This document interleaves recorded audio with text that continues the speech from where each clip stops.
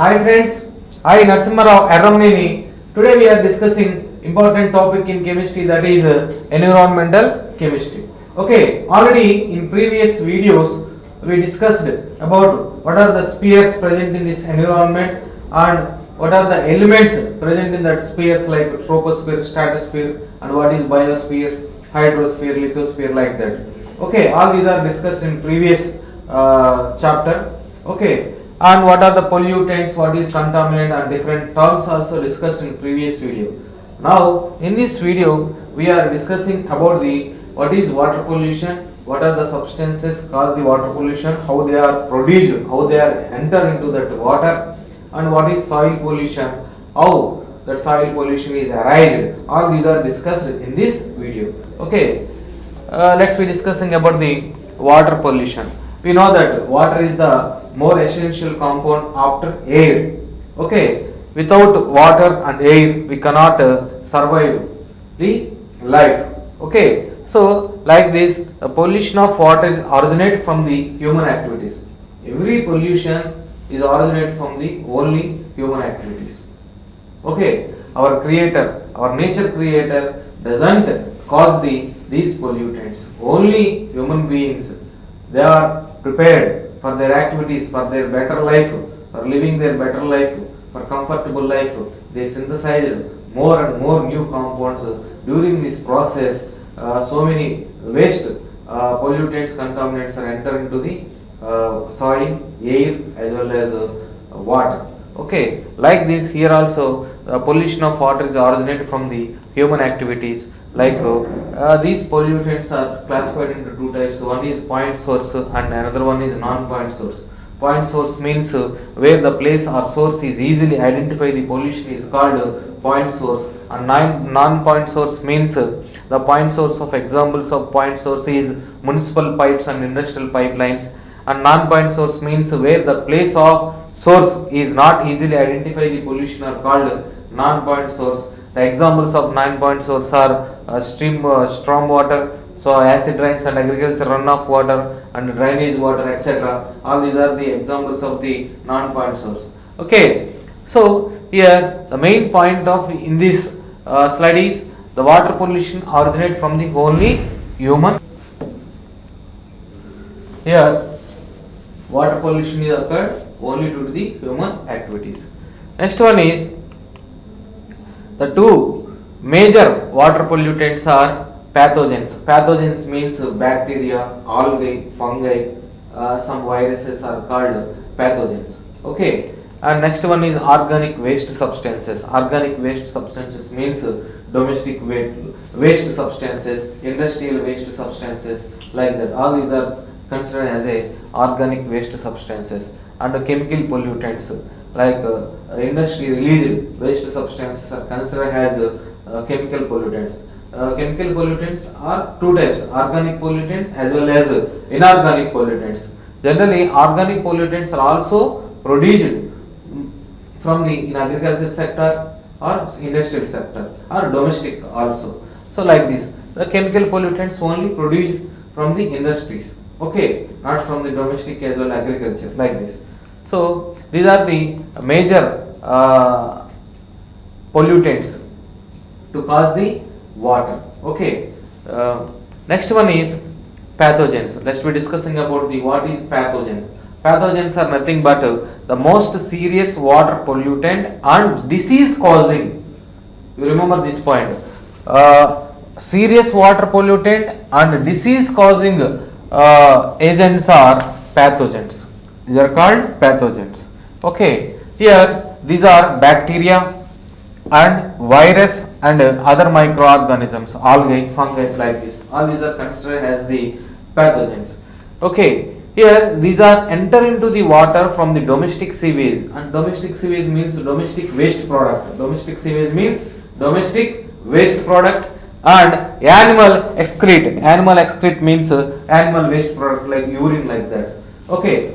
For example, in human excrete contain Escherichia E. coli, Escherichia E. coli and Streptococcus faecalis. Streptococcus faecalis. These two or pathogens are present in the human excrete, human urine and human waste. Okay, so these are the major, these type of bacteria are present in human excrete or animal excretes. Okay, these are enter into the water like that. So the drainage water sent into the rivers or canals, so like this they are mixed into the water, like that water undergo pollution. Okay, and the next one is these bacteria causes the gastrointestinal diseases. Gastrointestinal diseases. Okay, gastric problems are arised when these polluted water are drunk by the human being. Okay, gastric problems are raised due to the presence of these pathogens present in the drinking water. Okay, so like this. And next one is organic waste substances. Organic waste substances means these are major water pollutants. Is organic waste matters such as leaves, grass, okay, and domestic waste substances. These are the causes the excess growth of the phytoplanktons. Okay, all these are the biodegradable means they undergo decompose by the action of the microorganisms in presence of air or absence of the air is called biodegradable. That is called aerobic non-aerobic process. Okay, in presence of the biodegradation is undergo by using oxygen is called aerobic biodegradation.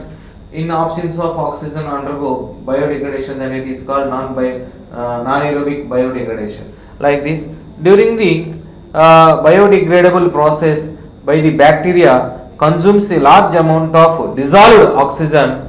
Due to this, dissolved oxygen concentration is decreased and affect the aquatic life.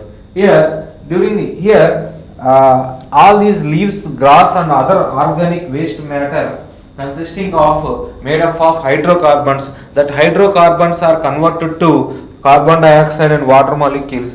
During this process, the oxygen present in the water in the state of dissolved state, that is called dissolved oxygen. During this process, the dissolved oxygen is consumed by the bacteria to convert the oxidized product of that waste, leaves and grass.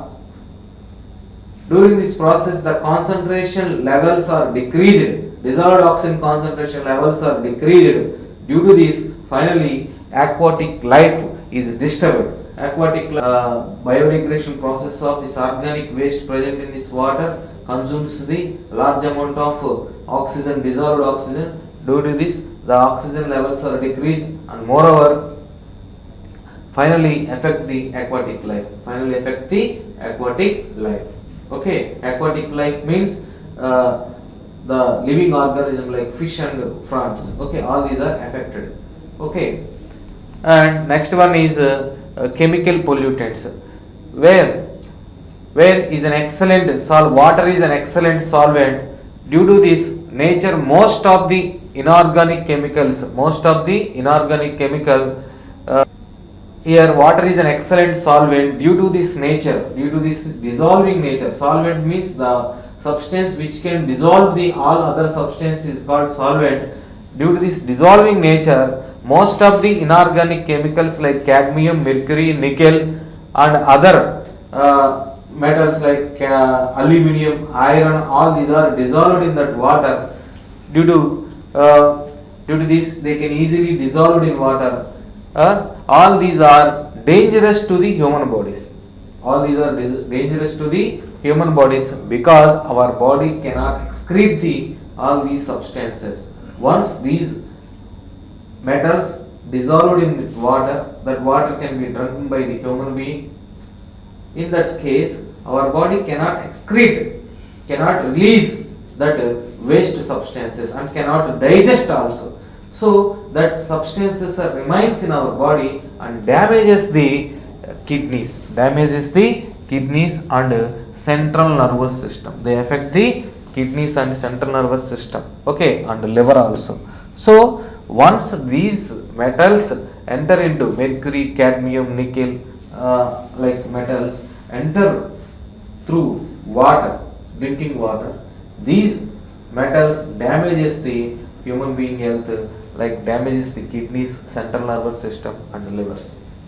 Okay, so all these are the very dangerous to the human being. So like this water undergo contaminate by dissolving the these metal atoms. Okay, it is due to the only solvent nature or dissolving nature of water. Dissolving nature of water. Okay, and next one is the international standards for the drinking water. Here it gives the some data about the what is the TLV, threshold limit value of that metals. TLV value means permissible levels of that water. Here the first one is fluoride. Here fluoride is useful, up to 1 ppm fluoride must be required for our body. Here this fluoride ions means F minus ions. These F minus ions, fluoride ions are useful to formation of the enamel in teeth and bone. It is useful to strengthen the bone. Okay, so it plays important role in the strengthening the bone and teeth. But the excess greater than 1 ppm causes the weaken the bone diseases, affect the bone and teeth. Up to 1 ppm it useful to the strengthen the bone and teeth, but excess 1 ppm, greater than 1 ppm level, if fluoride ion is present in drinking water more than 1 ppm, 1 ppm means 1 milligram per ml, causes the 1 milligram per liter, causes the effect to the bone and teeth, weaken the bone. It is majorly observed in Andhra Pradesh, some areas of Andhra Pradesh like Nalgonda, Palnad areas like that. In some areas this fluoride effect is more. Okay, so next one is lead. Lead means no use lead to in our body. Okay, excess up to 15 ppm it is no effect. After greater than 15 ppm, if excess amount, it means more than 15 ppm, it causes the kidney and liver damages. And next one is sulfate ion. Low level of the sulfate ion, no effect, not at all. And more than 500 ppm causes the laxative diseases. Similarly, nitrate ion also doesn't affect up to 50 ppm. Greater than 50 ppm, it causes the blue baby syndromes. Like this iron, aluminium, like this all other cadmium, all these elements also need only up to some extent. After that, excess amount causes the majorly affect the kidneys and the livers and central nervous system. Okay. So these every elements in sugar levels also maintain some extension. Okay, our body needs sugar for energy. If excess sugar causes the sugar disease, diabetes. So every substance need up to some level. If you take excess amount, it causes the health problems. Less amount, deficiencies also causes the health problem, and excess amount is also causes the health problem. So you must take the sufficient amount of every substance, that is not cause any health problem. Okay, if you take the deficient amount or excess amount, both are the dangerous to the health. Okay, like this. So next one is soil pollution. This soil pollution in India, soil pollution is due to the pesticides. Okay, this problem is only in India. And next one is the industrial waste substances. In India only soil pollution or air pollution is arised due to the pesticides. In India only the consumption of the pesticides is very high. In world ranking, India got first place in using of pesticides. No other countries to encourage the using these pesticides. India only the government cannot take serious action about the using the pesticides. Okay, like that. And another one is industrial waste substances. Okay, pharmaceutical industries or metal industries like dyeing industries, paper industries like this. All these industries causes the soil pollution. Okay, in pesticides are basically synthetic and toxic. We know that pesticides are synthetic and toxic. In time of Second War, the pesticide like DDT is important pesticide. The lifetime of DDT is very high. It is used to kill the some of the insects used for the agriculture purpose.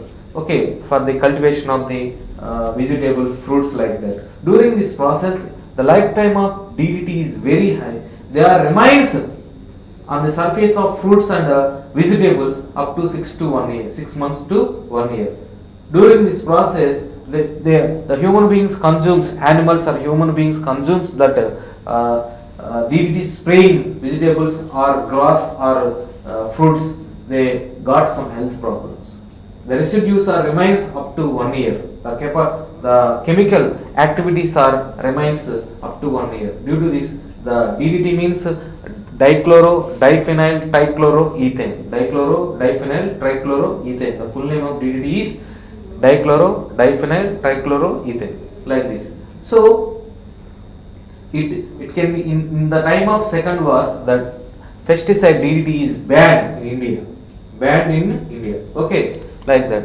So industrial waste substances are two types. They are biodegradable and non-biodegradable. There is no problem at all about this biodegradable. The problem is, major problem is non-biodegradable polymers. These non-biodegradable polymers are until forever in this earth crust. This causes the soil pollution. This causes the soil pollution like plastic bags. Plastic bags. Nowadays in India, in some revolution is raised in people, so they are hesitate to use the plastic polythene bags. Okay. And next one is the biodegradable polymers. These are the produced from the cotton mills and paper mills and food processing units and textile fabric factories, etc. All these are undergo decomposed by the action of microorganisms in the presence of air. There is no problem at all about these pollutants. The major problem is after biodegradation, they releases the carbon dioxide. That carbon dioxide causes the greenhouse effect. That is the only problem about this biodegradable waste products. And second one is non-biodegradable substances. These are produced from the thermal plants like fly ash. In case of thermal plants, the major major raw material is coal, wood, and other organic waste products. Okay, in these thermal plants, they burn the coal and coke and wood like materials to produce the heat energy. Then the heat energy is converted to electrical energy. That is the process involved in this thermal process. During this process, large amount of the fly ash is produced. The decomposition of that fly ash is the very difficult product. Very difficult product. It causes when it is mixed in water, it causes the water pollution. When it is mixed in air, it causes the air pollution. When it is mixed in soil, it causes the soil pollution. It decreases the fertility of soil also. Decrease the fertility of the soil also. And next one is the integrated iron and steel plants. Okay, from this blast furnace slag is released. The slag also causes the soil pollution or water pollution.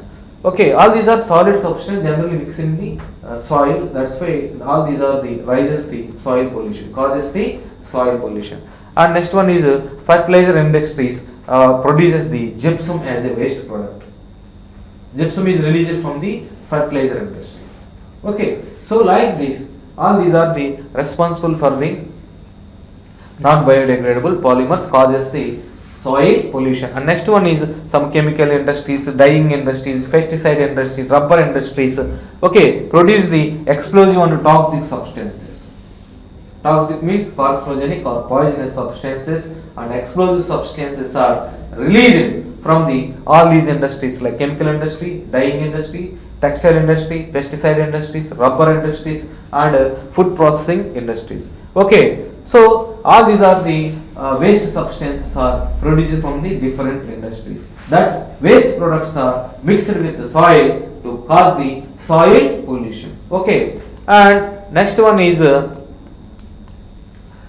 what are the strategies? After listening entire this chapter, you have an idea how to control. As a human being, you have as a human being, your blood is boiled after listening this lesson. Why? Because your health also damaged. You are also one of the human being in this society. The society is faced so many problems about these pollutants and contaminants produced from the industries. Okay, but establishment of industries also very important for the economical growth, economical survival. But these industries cause the pollutants and affect the health of the human being. That's why we have to maintain proper standards. We have to renovate the industrialization process. That then you can think that new strategies to control these pollutants. Then our scientists to think about it. They can conclude that they maintain two strategies to control the this pollution. That is, the first one is the waste management. Waste management, and second one is collection of the disposals. Collection of disposal. Okay, these two are the main strategies to control the environmental pollution. Okay, here the waste management means reduce the waste produced in the industries. Reduce the waste produced in the industries, and collection of the disposal. These waste substances are collected in two ways. One is waste substances, two types: degradable and non-degradable. Degradable substances are degraded by using the action of microorganisms as early as possible, and non-biodegradable substances are collected from the domestic waste. Non-biodegradable collected separately. Degradable, non-degradable waste substances collected from the domestic, and then the non-biodegradable are used in another way.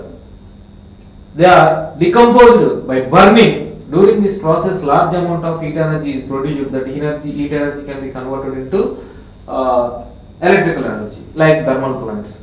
Okay, so these non-biodegradable waste products are used in the thermal plants, like coke. We can produce the current, electrical current. Like this, we can manage the environmental pollution or decrease the environmental pollution by follow these two main strategies. That is, one is waste management, second one is collection of the disposal. Okay, and another thing is green chemistry.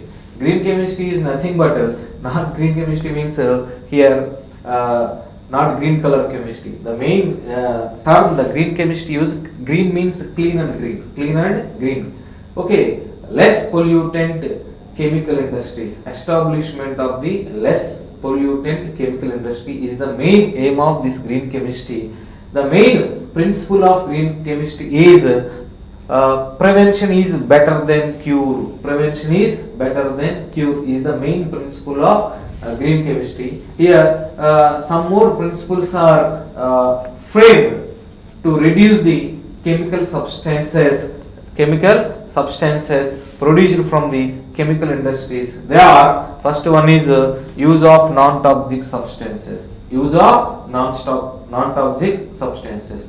And for example, adipic acid. We know that is a very familiar compound to produce the nylon 6,6 polymer. Adipic acid is the one of the raw material to synthesize the nylon 6,6 compound. It is the very familiar fiber. Okay, so polyamide that plays important role in our industry sector. Okay, during the production of the nylon 6,6 we have used adipic acid as a raw material, monomer. That adipic acid is produced from the benzene. That benzene is carcinogenic. In previous olden days, that adipic acid is produced from the benzene. But nowadays, that adipic acid is simply produced from the glucose also. That benzene is toxic substances and glucose is non-toxic substance. That's why the adipic acid is prepared from the glucose is the better method. So the starting materials are also non-toxic, non-explosive. That is the major principle. So like this, we have to change the after this principle, after introducing this principle, change the so many raw materials, so many the starting materials. Okay, and next one is production of the non-toxic substances. In previous days, we used to paracetamol for the fever, but nowadays we use Dolo. It means the paracetamol causes some side effects, but Dolo doesn't cause the side effects. Similarly, DDT. DDT used for to kill some insects, but nowadays DDT is banned. We use another insecticides, another pesticide instead of DDT. We use another pesticide. Like this, we have to decrease the non-toxic chemical substances. Okay, production of non-toxic chemical substance is also bad, and minimize the step. We have to we have to design the less step process for the synthesis the drugs or chemical substances. Actually, several steps involved in the synthesis of the chemical compounds or drugs. But we have to design the less number of step process for synthesis the target drug, synthesis the final drug. Okay, and use the aqueous solvents. Actually, solvents are two types: aqueous, non-aqueous. Aqueous solvents are nothing but water. It doesn't cause any explosives. But benzene and next cyclohexane, all these are the toxic, carcinogenic and explosive. Ethanol, methanol, all these are the explosive and toxic also. So most of the reactions must be need the solvent, but the solvent must be aqueous.